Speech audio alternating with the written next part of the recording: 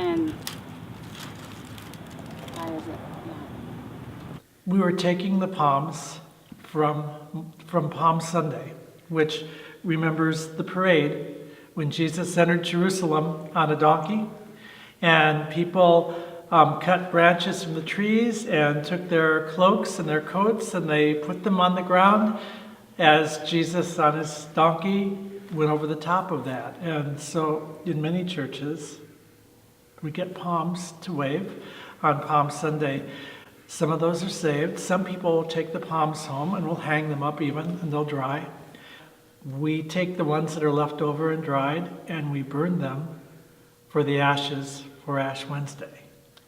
Lent is a penitential season which gets an opportunity to grow in God's love.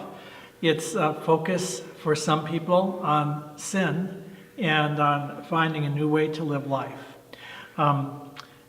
In the Old Testament, in the book of Job, when there's mourning or sorrow or a great prayer, the people would, and I say Job because that's the most vivid example I can think of, he would go into the town dump where the fires had been burning and sit down and take the ashes and throw them over his head and cover himself with those ashes.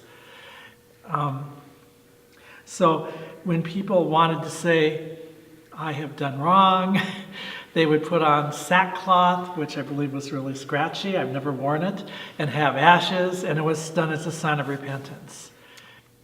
And today, in Ash Wednesday, we take the ashes and mark the sign of the cross on people's foreheads and say, remember you are dust, and to dust you shall return, to remind us of a little bit of our own mortality and the fact that we so desperately need God and Jesus and what Jesus gives us, and it's through that we can have new life and a full life here on earth.